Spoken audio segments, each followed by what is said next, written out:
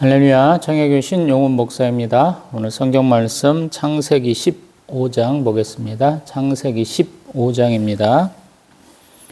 이후에 여호와의 말씀이 환상 중에 아브람에게 임하여 이르시되 아브람아 두려워하지 말라. 나는 내 방패요 너의 지극히 큰 상급이니라.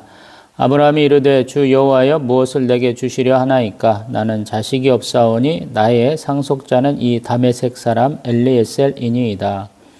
아브람이 또 이르되 주께서 내게 씨를 주지 아니하셨으니 내 집에서 길린 자가 내 상속자가 될 것이니이다.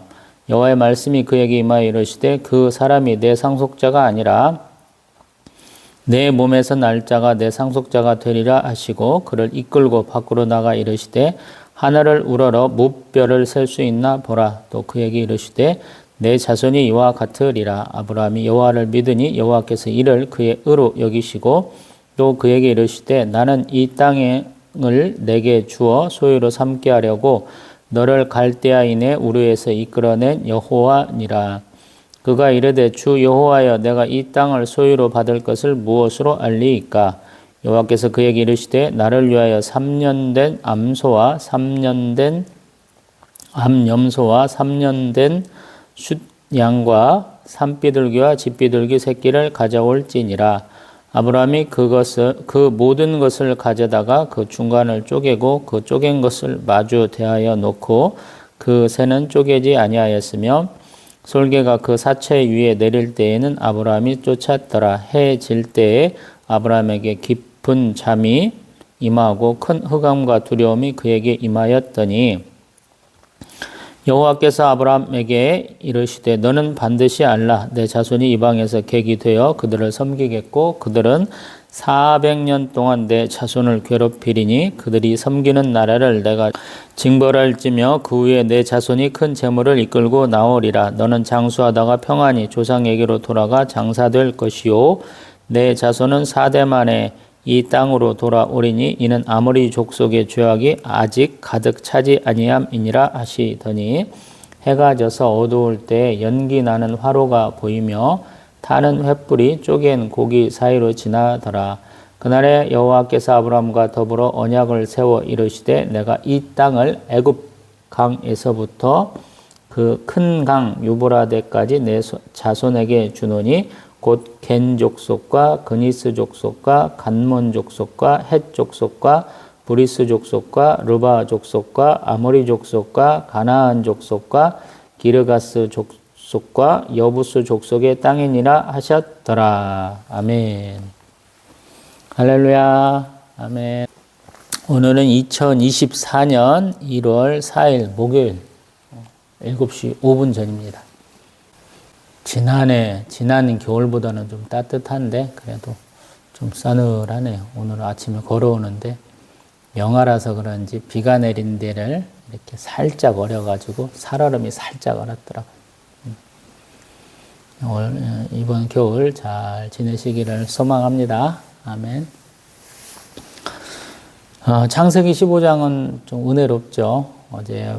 저번 영상에서 본 창세기 14장에서는 아브라함이 자기가 길리온 우리 318명과 함께 자기의 어떤 동맹들과 같이 가서 북방 왕들과 싸워 이기고 남방 왕들이 빼앗긴 모든 것을 찾아왔다 그러는데 축복받는 자리에서 찬물을 끼얹는 우리 소돔왕이 있었고 그 소돔왕 때문에 우리 아브라함이 조금 손해를 좀 봤죠.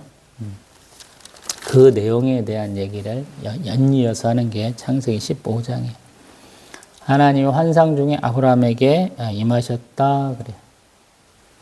참 은혜로운 장면이죠. 우리 욥기서에 보면 하나님이 우리에게 어떻게 임하시는지 어떤 말씀을 하시는지에 대한 얘기가 조금 나와요. 그래서 그 부분을 좀 먼저 좀 찾아봅니다. 우리 욥기서 33장, 욥기 33장. 첫 번째가 우리 33장 13절부터 18절 내용. 하나님은 말씀하신다. 근데 어떤 때 말씀하시냐면 욥기 33장 15절. 침상에서 졸 때, 깊이 잠들 때, 꿈에나 밤에 환상으로 보여주신다. 아멘. 또 두 번째 경우가 19절부터 22절. 병상의 고통과 뼈가 눌쑤심의 징계를 받음으로 하나님 말씀하신다라는 표현이 있고요. 또 23절부터 28절까지 하나님이 일천천사 가운데 하나 중보자로 보여주신다 하는 내용이 있어요. 이것은 엘리야가 한 말이 아니고 그 앞에 욥의 세 친구가 한 말을 종합한 겁니다. 이런 세 케이스로 하나님 말씀하신다 그러는데 지금 우리 창세기 15장 환상으로 말씀하셨다 그래요. 참 감사하죠. 어떤 분들은 이런 환상을 참 잘 보는 분이 있더라고요. 저는 2007년에 우리 대전 사시는 목사님, 원래는 이제 목포에서 목회하시다가 잠깐 어디 좀 갔다 오셨다가 다시 국내에 들어오셨다가 목회를 시작하시는 그 목사님하고 잠깐 제가 사역할 일이 있었는데 우리 이제 고향 김제에서 개척하려는 분들이 몇 분 가셔가지고 좀 준비하다 깨졌어요. 자, 그래서 첫 사역은 3주 만에 관둔 사람인데 그때 사모님이 환상을 굉장히 잘 보는 분이었어요. 근데 조금 속보이는 환상이더라고요.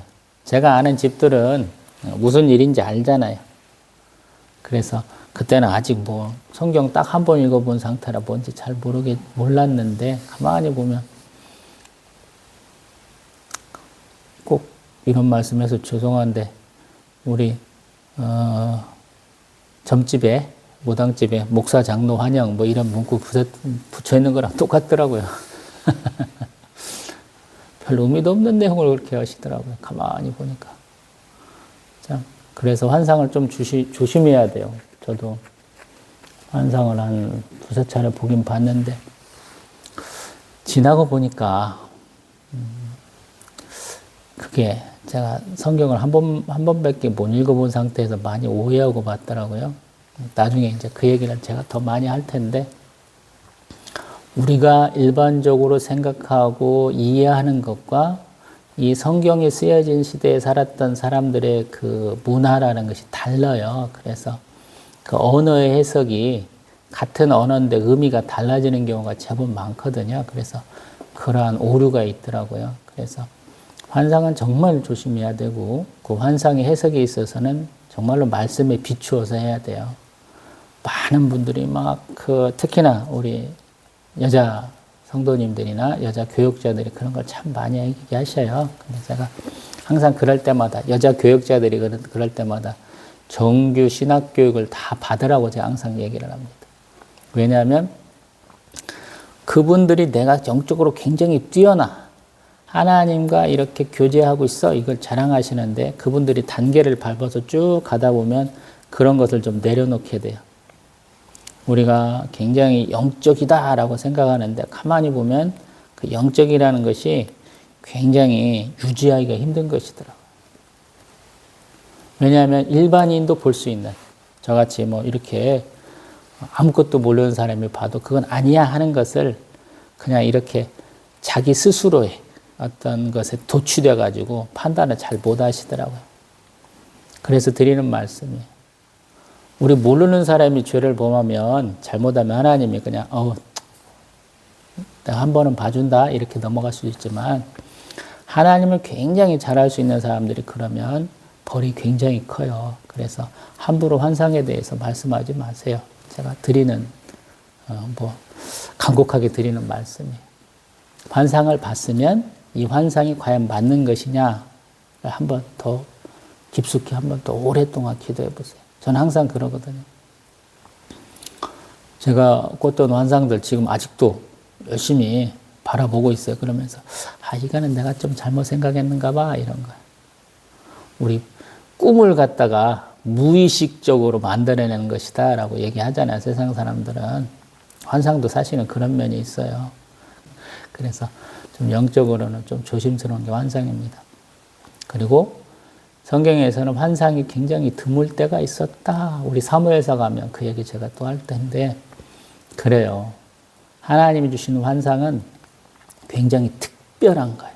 오늘 창세기 15장에 아브라함이 이렇게 꾸는 환상, 겪은 환상은 굉장한 것이다라고 볼 수 있어요. 그 직접적인 내용을 우리 1절에서 보면 항상 아브라함아 두려워하지 말라 그래요. 하나님이 주시는 것은 항상 두려워하지 말라가 많이 나와요. 그래서 내가 환상을 봤는데 그 말씀이 있는가라는 것을 먼저 생각을 해봐야 돼요. 하나님이 주시는 것은 항상 두려운 거예요. 왜냐하면 하나님이 특별하게 허락하셔서 하나님의 계획을 알려주시는 것이고 하나님의 행사를 깨닫게 해주시는 거예요. 그리고 하나님의 존재를 우리가 인식하게 되면 항상 두려움이 있어요. 아담과 하와 그 원죄로부터 말미암은 원죄와 내 스스로의 죄, 자범죄 때문에 빛난 하나님 그 앞에 가서 우리의 모든 어두움과 죄가 드러나기 때문에 항상 두려움을 느끼게 돼요. 그래서 내가 환상을 꾸는데 두려움이 없었다? 1차적으로 그건 환상이 아니에요. 제 판단 기준은 그래요. 왜냐하면 항상 주의 천사가 임할 때 어떤 사람에게 툭툭 나올 때는 두려워하지 말라 항상 그 말씀을 하셔요. 이제 다음에 이제 또 두 번째 이제 케이스가 또 두 번에 나옵니다. 그때는 이제 조금 더 보면서 말씀드려 볼게요. 그 다음에 하나님이 자신의 존재를 사람에게 얘기를 해요. 어떤 얘기를 하냐면 나는 너의 방패, 너의 지극히 큰 상급이다 이렇게 표현하시. 우리 이제 소명을 주실 때, 사명을 주실 때 이제 지시적, 명령적 이렇게 두 가지 단어를 써요. 지시라는 것은 너는 무엇이니 무엇을 하라 이렇게 말씀하신다고 그러거든요. 되게 이제 소명장들 이제 성경 보다 보면 많이 있으니까 그때마다 제가 많이 또 얘기할 거예요. 근데 하나님이 우리에게 말씀하실 때 항상 먼저 이렇게 인사말처럼 꺼내시고 또 하나님 어떤 분이신지 얘기하고 너는 무슨 일을 하라라고 맨날 말씀하시거든요.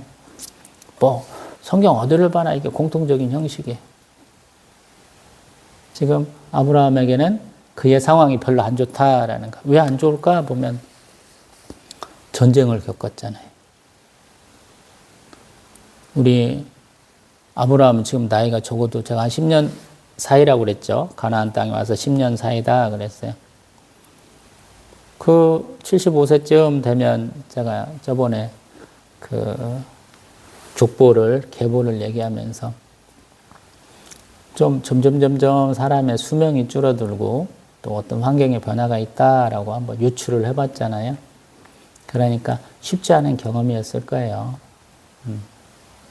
그렇기 때문에 아마 아브라함에게 지금 하나님이 평강을 먼저 선포하시려고 그런 것이고 또 그 다음에 그에게 줄 복을 먼저 언급하신 것이 아닌가 싶어요. 우리 요한복음은 좀 독특하죠. 요한복음은 결말이 한 번에 끝나는 게 아니고 한 두 번쯤 끝난다 그래요. 그래서 예수님 부활하시고 원래 다른 성경에서 뭐 마태복음 같은 경우에는 보면 갈릴리에서 만나자 그 말씀을 많이 하시는데 요한복음은 이나 누가복음은 독특하게 갈릴리 호수 가시기 전에 벌써 만나는 장면이 있죠. 특별하게 요한복음에서는 그 주일날 저녁 먹을 때 예수님 오셔가지고 샬롬 평안하라 이렇게 선포하고 시작하시잖아요.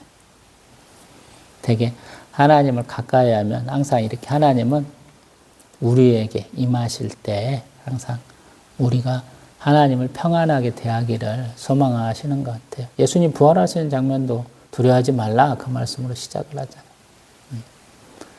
그래서 믿음이 좋은 사람들에게 항상 하나님을 만나고자 노력했던 자는 항상 하나님이 편안하게 대하시기를 원하는 거예요. 물론 하나님은 두려운 존재예요. 이제 그 두려운 존재라는 얘기는 출애굽기에 가면 엄청나게 제가 많이 해야 돼요. 자, 여기서 이제 상급이라는 얘기를 조금 해야 돼요. 우리가 생각할 때 상급 그러면 상인갑다. 그렇게 흔히 생각하잖아요. 근데 원어의 뜻이 뭐냐고 그러냐면 학자들은 군사적으로 전쟁을 하러 나간 사람들에게 대한 보상이다 그래요. 소위 말해서 전쟁하는 이유가 뭐예요? 전리품, 노획물을 취하려고 그러는 거예요. 뭔가 물질을 획득하는 거예요. 그리고 출전하는 데에 대한 보상을 준다라는 거예요. 너무 당연한 거야. 우리 이제 사사기 가면 드보라와 바락 얘기에서 그 노래 가운데도 그런 얘기가 나와요. 그리고 이 사람들한테 항상 구원은 전쟁에서 승리예요. 제가 그 얘기 좀이라도 했는가 모르겠는데 구약에서 항상 구원은 전쟁의 승리다. 되게 비슷하게 맞아요. 대부분의 경우에. 이스라엘이 항상 손바닥만한 곳이라고 그랬죠. 요렇게 이렇게 단도처럼 생겼어요. 위에도 조금 뾰족하고 밑에도 뾰족해요. 잡으면 딱 이렇게 잡을 수 있는. 위아래로 좀 뾰족한. 국토도 굉장히 작다고 그랬죠. 조그마한 나라가 이집트와 메소포타미아 지역의 강대국 사이에 끼어서 살았기 때문에 항상 외침을 많이 받았어요. 우리 지금 21세기에도 폴란드가 야 우리가 침입 많이 받았는데 너네도 침략 참 많이 받았구나. 이스라엘도 딱 그런 역사가 있기 때문에 우리하고 친하잖아요. 당해본 사람들끼리 서로 이심전심이 되어갖고 굉장히 친하게 지내잖아요. 21세기에도 이스라엘과도 우리가 친하고 폴란드하고도 최근에는 많이 친해졌잖아요. 그런 이유 때문에 그러거든. 그러기 때문에 배나 지면서도 어쩌다 한 번씩 이기면 그렇게 기뻐하는 거예요. 군사라는 것도 없는데 하나님이 이기게 하셨으니까 너무 기쁜 것이죠. 군사가 많아갖고 막 우리가 막 100만 명 끌고 가고 10만 명 때려잡았어 이런 얘기가 별로 없잖아요. 항상 3분의 1, 10분의 1 이 정도 병력으로 싸워서 이겼다. 우리 되게 그런 얘기가 열왕기 되게 많잖아요.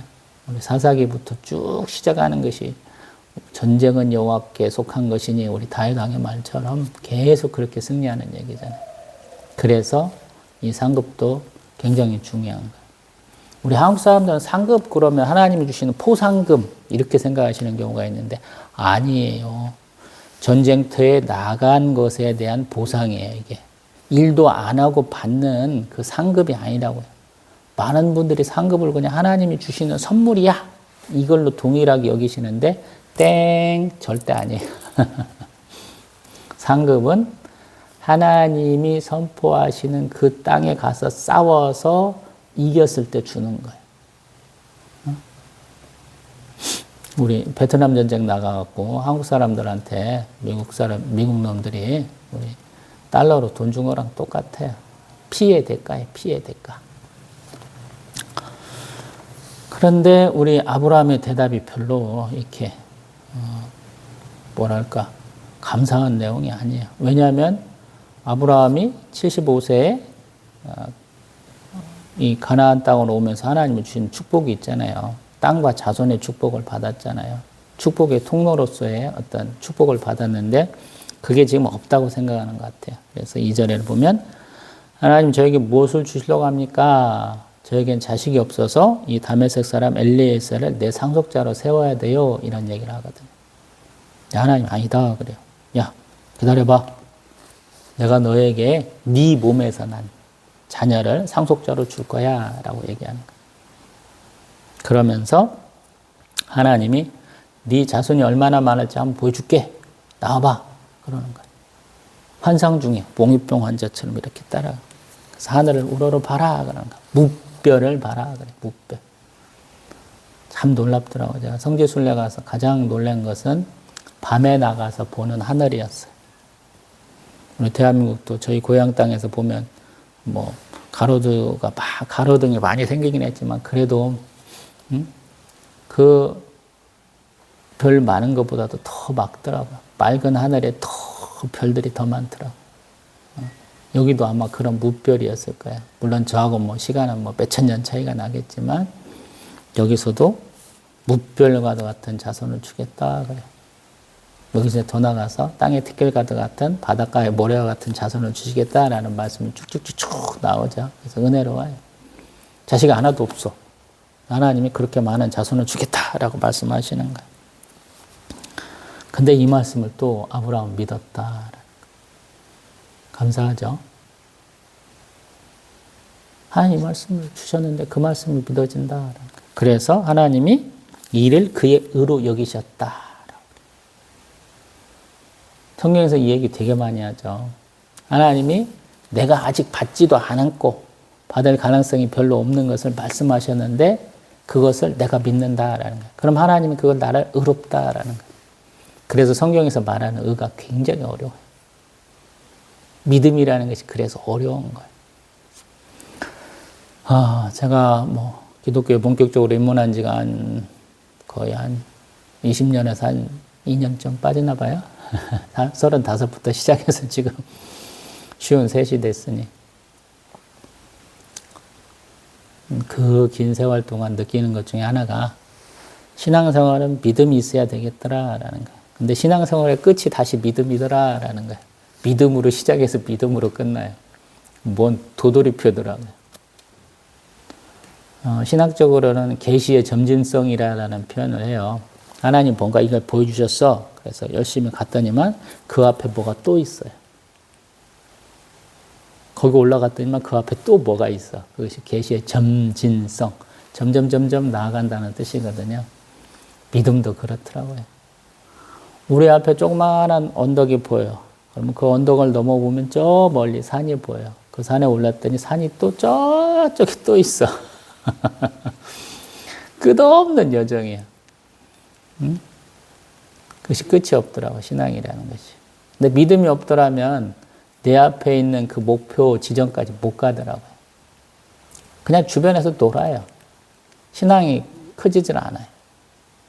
우리의 한계를 계속적으로 극복해 나가야 돼요. 제가 철로역정이라는 책이라는 얘기를 해봤던 것 같아요. 동영상을 하도 찍고 지웠다를 반복하다 보니까 제가 여태껏 올린 것 중에 말했는가는 모르겠는데, 크리스천이 천국에 이르기 위해서 여행하는 과정이 철로역정이잖아요. 근데 참 고생 많이 해요. 느끼면서 아이고 도덕적인 유혹이나 우리 또 불법적인 일이거나 우상숭배나 온갖 것들이 다 있습니다. 읽다 보면 참 불쌍하기도 하고, 처음에는 멀쩡했는데 가다 보면 그냥 완전하게 우리 이제 유튜브에서 보면 부시크래프트, 밀림이나 산이나 사막이나 바닷가에서 그냥 완전히 피난민 모습으로, 원시인 모습으로 겨우 먹고 사는다는 초췌한 모습으로 천국에 이르는 모습을 보게 되거든요. 근데 그 뒤에 부록이 재밌어요. 부록에서 뭐라고 하냐면, 가자고 할 때는 안 가던 그 안에 크리스티안하고 자녀들은 성령 하나님과 동행함으로 굉장히 편하게 가요. 네 남편이 네 아빠가 여기서 무슨 일을 겪었다. 저기 보는 풍광에는 무슨 것이 있고 무슨 것이다. 여행하듯이 편하게. 그래서 결국에는 신앙생활은 누구랑 함께 해야 되냐? 성령 하나님과 하라. 함께 해라. 이런 표현이 되더라고요. 그냥 10분 동의하는 거예요. 내가 아무리 열심을 내도 내 개인적인 노력과 내 개인적인 피땀을 흘려가면서 해도 한계가 있더라고요. 성령 하나님이 주시는 지혜와 성령 하나님이 주시는 충만함으로 하면 일이 굉장히 쉽게 되더라고요. 운전하시는 분들은 이 겨울철에 조금 느끼게 되실 텐데, 눈이 많이 와서 또 얼은 빙판길이 올라갈 때는 조금 힘이 좀 더 필요하죠. 가속을 좀 붙여서 올라가야 돼요. 안 그러면 못 올라가요. 제가 35 그 해부터 신앙생활을 했다고 하는데, 저희 동네에서 조금 안옥해요. 우묵한 지역에 제가 살았어요. 그래서 동네 바깥으로 나가려면 언덕배기를 조금 넘어가야 돼. 근데 제 승용차는 그걸 잘 못 넘어가요. 아침에는 못 넘어가요. 그래서 제가 항상 하는 게, 그때는 아버님 어머니랑 같이 살았고 건강하셨던 편이라, 또 어머님은 유일한 낙이 저희 집에서 걸으면 한 200보 안에, 200보도 안 갈까요? 한 150보 안에 동네 마을회관이 있어요. 그래서 저희 집안 눈 오면 쓸고, 그 다음에 대문 밖을 쭉 쓸어가지고 어머니가 마을회관까지 갈 수 있는 길을 제가 다 쓸고, 또 어떤 때는 좀 시간이 되고 체력이 좀 되면 그 마당도 조금 쓸어주고 그럴 때예요. 그때 참 하나님은 감동을 주셔가지고, 점심 먹었고 나면은 그게 좀 올라갈 수 있어요, 언덕배기를. 그래서 언덕배기로 올라가가지고 제가 그 개척교회를 제가 좀 은혜 받아서 다니는데, 전도 받아서 그 교회가 하필이면 북면이에요. 앞에 있으면 눈이 잘 녹잖아요. 그래서 북쪽을 향하고 있으니까 앞에가 빙판길이 돼요. 마침 그때 제가 이제 하우스 쳐놓고 꽃도 키우고 그럴 때라 가서 계단도 좀 쓸고 뒤에도 좀 이렇게 눈도 좀 치우고 연탄재도 좀 뿌리고 막 그렇게 하던 때예요. 참 하나님이 좀 복 주셔서 그때도 그런 지혜가 좀 있게 하시더라고요. 성경 얘기하다가 보니까 또 제 얘기하고 있죠. 그러면서 하나님이 어떤 하나님이기 때문에 너에게 이렇게 자녀를 주겠다고 말씀하시느냐. 10절에 보면 너에게 이 땅을 주겠다. 나는 어떤 하나님이냐면 너를 갈대아 우르에서부터 이끌어낸 하나님이시다. 하나님은 언약을 맺으시는데 이때 지정하시는 것이 소하고 염소하고 양하고 비둘기. 요게 나중에 우리 유대인들이 드리는 제물들이잖아요. 우리 거룩한 제물로 드릴 수 있는 동물들이잖아요. 그것들 딱 이렇게 제물을 드리려고 하는데 불은 안 붙이고 있죠. 자, 뭐 솔개도 와가지고 막 이렇게 쪼아 먹으려고 그러는데 막 다 쫓아내고 또 해질 때 깊은 잠이 임하고 흑암과 두려움이 그에게 임하였다라는 거 12절에. 하나님이 직접 임하시거나 주의 사자를 보내거나 주의 천사를 보낼 때는 항상 이렇게 두려움이 우리에게 있어요. 압박감이 있어요. 우리의 눈이 막 팍 줄어들어요. 되게 이런 식으로 많이 얘기해요. 주님께서 임하실 때. 앞에도 똑같아요. 두려워하지 말라 하는 내용과 비슷해요. 그래서 내가 밝은 기운 가운데 하나님 만났다. 좀 가짜일 확률이 되게 높다라고 저는 생각을 해요. 많은 부분이 막 자고 있는 사람 막 흔들듯이 우리 사무엘 선지자 어렸을 때 흔들듯이 막 깨우신다 이런 표현도 하는데 제가 좀 의심찮아요. 개인적인 의견입니다. 영적 체험이라는 부분에서는 굉장히 개인적인 것. 근데 제가 이런 부분 갖고 좀 얘기를 해보는 거예요. 400년 동안 애굽에서 노예 생활하고 돌아온다라는 것과 함께 그 재물을 하나님이 내리시는 불로 태우시고 그 다음에 땅에 대한 약속을 다 하시는 거죠. 그래서 우리 창세기 15장에 보면 자손과 땅에 대한 언약이 하나님과 딱 이루어지는 거예요. 그리고 그러한 언약 가운데는 항상 재물이 바쳐진다라는 이러한 어떤 공식과도 같은 것이 구체화되는 그런 장면이죠. 우리 신앙생활 하면서 좀 어려운 게 뭐냐면 하나님 주시는 뭔가 그 틀이 있는 것 같아요. 꽉 짜인 틀이 있어요. 그래서 그 틀 안에서 우리가 신앙생활을 해야 믿음도 좀 커지고 하나님 주시는 복도 좀 많이 받고 그러는 것 같아요. 제 생각에는. 그런데 처음에는 그 틀을 잘 몰라요, 우리가. 그래서 남이 말하는 틀에 우리가 그 접근을 하게 되고 그 틀을 수용하게 돼요. 그게 신앙생활이거든요. 많은 분들이 우리 이제 신학교육을 받은 목사님들, 또 뭐 앞에 있는 믿음의 선진들, 또 믿음의 선배들의 얘기를 많이 쫓아서 해요. 그게 가장 합리적이잖아요. 우리가 생각할 때 이성적이고. 근데 그것이 나에겐 조금 다르게 적용될 수 있어요.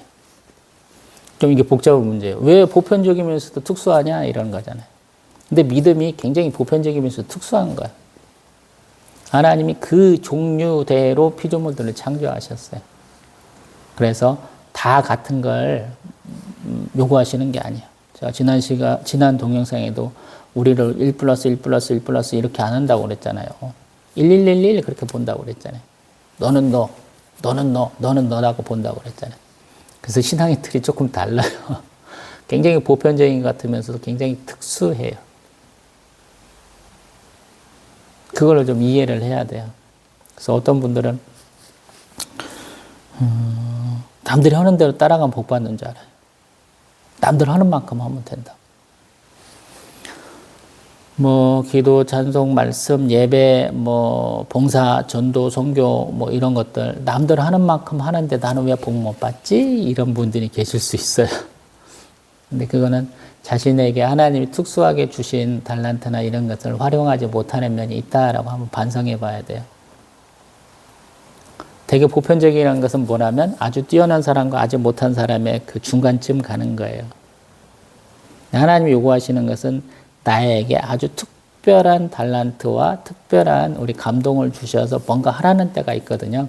내가 따라가는 사람이 아니고 앞에서 이끌어야 되는 상황이 될 수도 있고, 또 내가 맨 뒤에 가면서 앞에서 뒤처진 사람들을 다 이렇게 일으켜 세워가면서 가야 되는 역할들이 있거든요.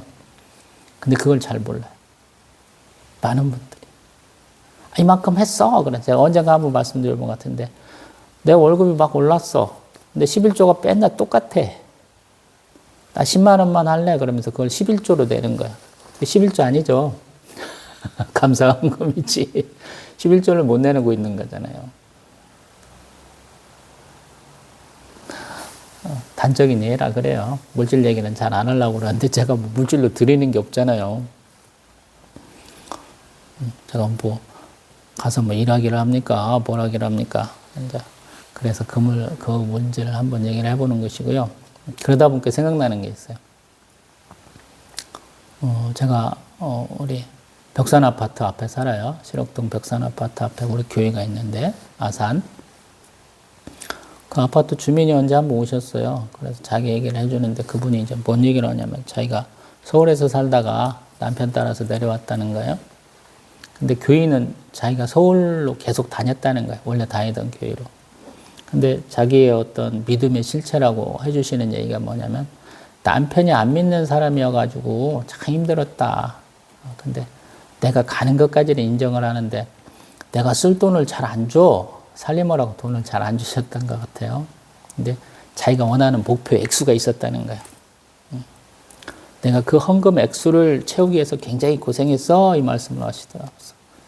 그렇게 안 하셔도 되는데요. 저는 대뜸 들으면서.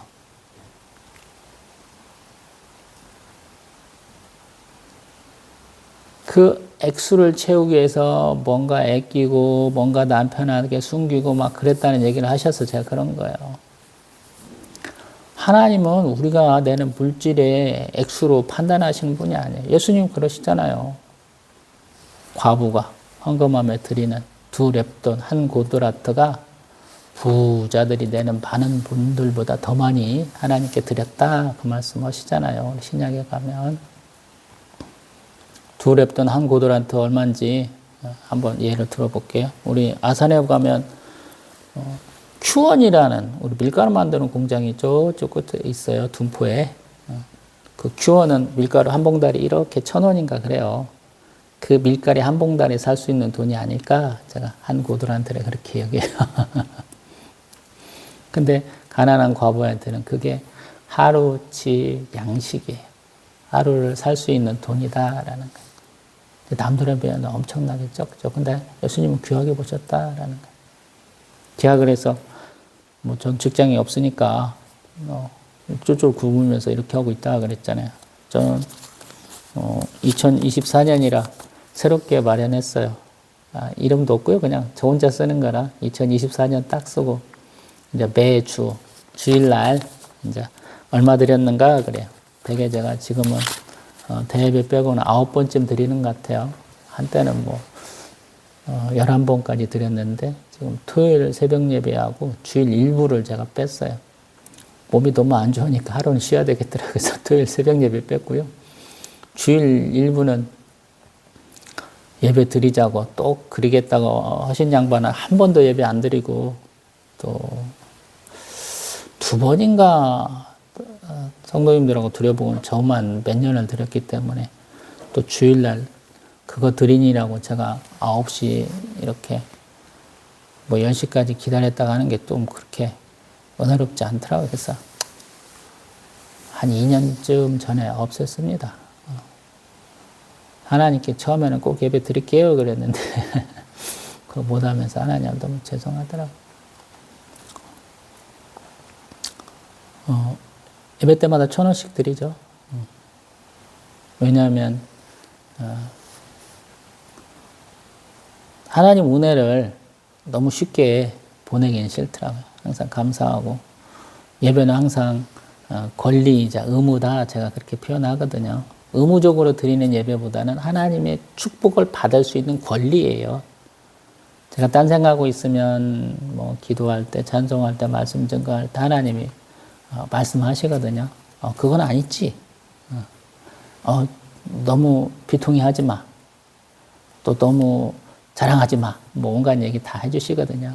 그래서 너무 감사하다 하는 의미에서 항상 1,000원씩 해요.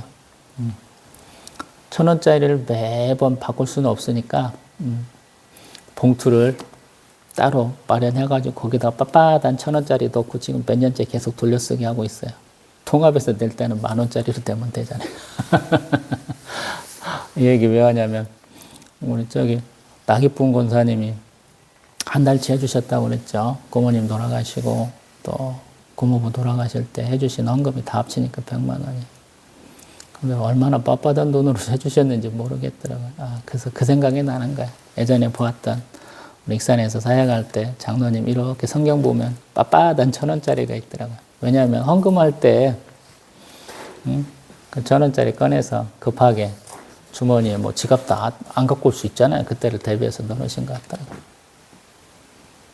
이런저런 얘기 해봤어요. 근데 오늘 한 가지 기억했으면 좋은 말씀은 뭐냐면 하나님이 나를 지키시고 하나님이 내가 하나님의 말씀에 순종해서 살았을 때 그 몫을, 그 삭을 주신 하나님이다라는 것을 기억했으면 좋겠어요. 우리 성경에는 싹군 목사라 그래서 이상하게 여기는데 싹군 목자다 그래서 우리는 이런 싹을 받는 사람이야. 하나님은 공짜로 일 시키는 법이 없다라는 거예요. 아브라함이 지금 싸워서 이겨서 전리품도 많아야 되는데 전리품을 다 포기를 했잖아요. 하나님이 너가 그렇게 열심히 일하고 승리한 것에 대한 내가 싹을 줄게 라고 하시는 거예요. 그리고 그 싹은 자녀하고 땅이에요. 아직 아무것도 안 이루어졌는데 하나님은 계속적으로 얘기하시는 거예요. 어쩌면 애굽 땅까지 가가지고 하나님이 머물러 하지 않은 땅에서 머물다가 다시 정신을 차리고 하나님이 축복하신 땅에 머물다가 이룬 승리에 대한 것인지도 몰라요. 신앙생활은 되게 하나님 하신 말씀대로 살다가 실패하고 다시 말씀대로 살다가 실패하고 이 과정이 반복되는지도 몰라요. 하나님이 실패했을 때 나쁜 놈 혼내시지 않고 성공했을 때 잘했어 라고 이렇게 칭찬하시는 하나님인지 몰라요. 예수님만 우리 구세주가 아니고 우리 여호와 하나님, 우리가 구약에서 본 하나님은 용서를 너무 잘해 주셔요. 그리고 너무 박수를 많이 쳐주신 하나님, 축복해 주신 하나님. 내가 뭔만 하면 막 좋아가지고 잘했어 이러신 하나님인지 모르겠어요. 제가 항상 성경 말씀 읽다 보면 기운을 막 차리고 기쁘고 즐거운 이유가 그래서 그래요. 아니 하나님이 이렇게 기뻐하시네. 아니 하나님이 이렇게 항상 나의 모든 것을 잘 지켜보고 계신 하나님이셨네. 깨닫게 되는 거예요. 아브라함이 승리하고 아브라함이 고민했던 것을 하나님이 한 번에 탁 해결해 줄게 라고 얘기하잖아요. 그리고 그의 앞날에 그의 후손들에게 있을 여기까지 하나님이 쫙 해주시잖아요. 얼마나 감사해요. 우리가 앞날에 무슨 일이 있을지 모르잖아요. 근데 하나님은 축복해 주시는 하나님이거든요. 너 잘 먹고 잘 살다가 편안하게 죽어서 나 만나러 올 거야? 아멘. 이게 축복이라는 말씀이에요. 우리는 그래서 다 축복받은 사람이야.